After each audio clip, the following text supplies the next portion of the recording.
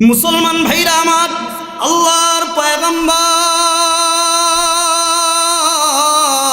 জনাবে মুহাম্মদুর রাসূলুল্লাহ সাল্লাল্লাহু আলাইহি ওয়াসাল্লাম বলেন, ও দুনিয়ার উম্মতেরা, তোমরা তো দুনিয়ার ভিতরে ডুবে আছো। তোমরা তো কেউ গাড়ির পিছনে আসো, কেউ বাড়ির পিছনে আসো, কেউ বা ব্যবসার পিছনে আসো, কেউ বা তোমরা ক্ষেত খামার নিয়ে ব্যস্ত, কেউ বা তোমরা টাকার পিছনে পড়ে আসো,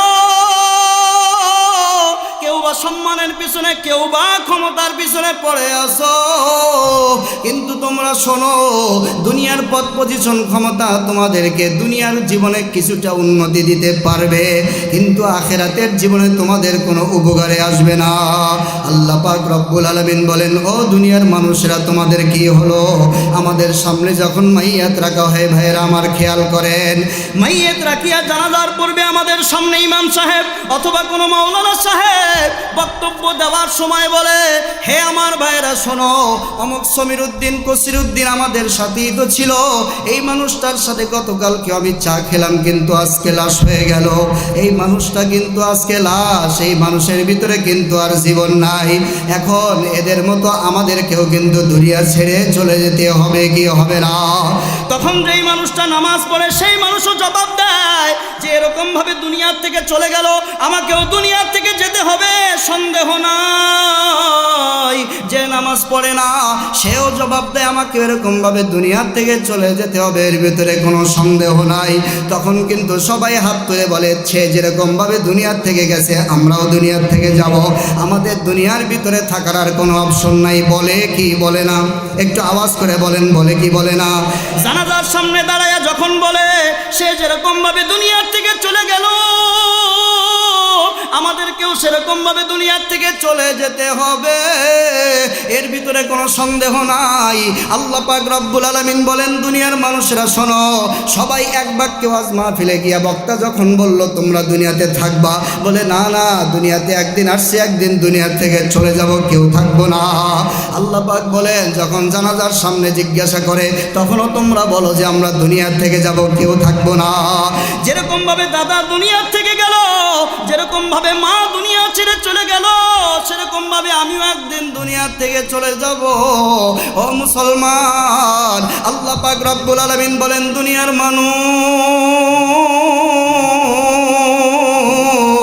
এই কথার স্বীকৃতি দিলাম মুখে, কিন্তু কাজের বেলা তো তেমন স্বীকৃতি পাওয়া যায় না। তুমি জানো দুনিয়ার থেকে আমাকে একদিন কবরে যেতে হবে, এরপরেও কেন তুমি কবরের চিন্তা করো না? দুনিয়ার থেকে আল্লাহর সামনে গিয়া দাঁড়াইতে হবে, এরপরেও কেন তুমি তোমার জীবনের জন্য তুমি তোমার কবরের পাথেও জোগাড় করো না?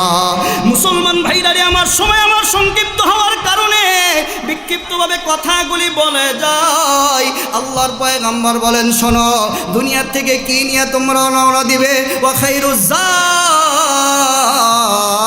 জাদিত তাকওয়া, জিন্দেগি মে বন্দেগি তো করনা হে, জিন্দেগি বে বন্দেগি শর্মিন্দা হে।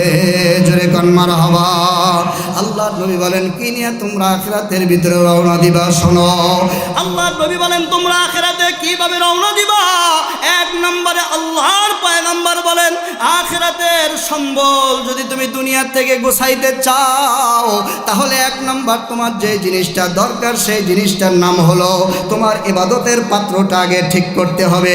ও মুসলমান, আপনাকে কিন্তু আমি ভালো করে বলি, দুনিয়ার ভিতরে অনেক নামাজি নামাজ পড়েও আখিরাতে জাহান্নামে যাবে, অনেক শহীদ শাহাদত বরণ করেও জাহান্নামের ভিতরে যাবে, অনেক দানবীর দান করেও কাল কঠিন কিয়ামতের ময়দানে জাহান্নামে যাবে।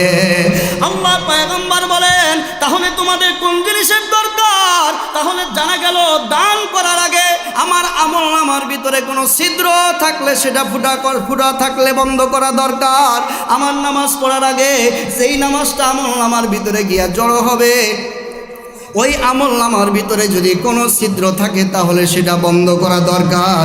আমার দান সদকা আমলনামার ভিতরে গিয়া জমা হবে, ওই আমলনামার ভিতরে দান সদকা গিয়া জমা হবে, ওই আমলনামার ভিতরে যদি ফুটা থাকে তাহলে সেটা বন্ধ করা দরকার। আপনারা মাছ মারছেন কি মারেন না? বন্যা আসলে মাছ মারেন না? আরেকটু জোরে বলেন, মারেন কি মারেন না?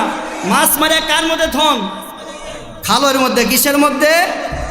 আপনি অনেকগুলো মাছ মারলেন, কিন্তু আপনার খালের যদি তলা না থাকে তাহলে বলেন দেখি মাছ থাকবে?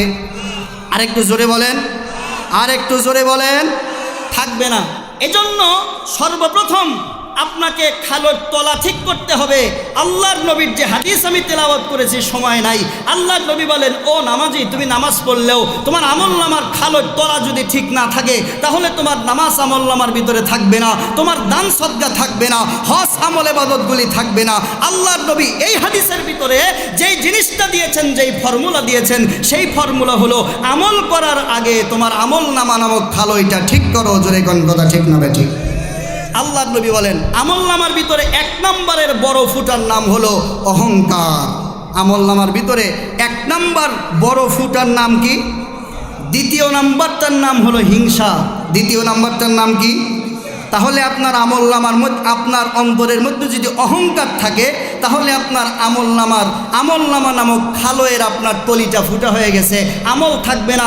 হিংসা যদি আপনার অন্তরের মধ্যে থাকে তাহলে আপনার আমলনামায় ফুটা, আপনার আমলনামার ভিতরে সব করবেন, কিন্তু খালয় বাঙ্গা হলে বাঙ্গা খালয়ে যেরকম মাছ থাকে না, আপনার আমলনামার ভিতরেও যদি হিংসা নামক এই বিষয়টা থাকে আপনার অন্তরের মধ্যে, তাহলে আপনার আমলনামার ভিতরে আমলও থাকবে না। তো অহংকার অন্তরের ভিতরে আসে 4 পদ্ধতিতে। কয় পদ্ধতিতে অহংকার আসে? ভালো করে বুঝুন, অহংকার কয় পদ্ধতিতে আসে? 1 নম্বর বংশমর্যাদার কারণে। কিসের কারণে অহংকার আসে? ভালো করে বুঝেন। 1 নম্বর কিসের কারণে? বংশমর্যাদার কারণে।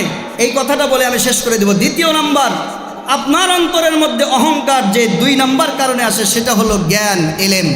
দ্বিতীয় নাম্বার হলো এলেমের কারণে, একটা জ্ঞানের কারণে একটা মানুষের মধ্যে অহংকার আসতে পারে।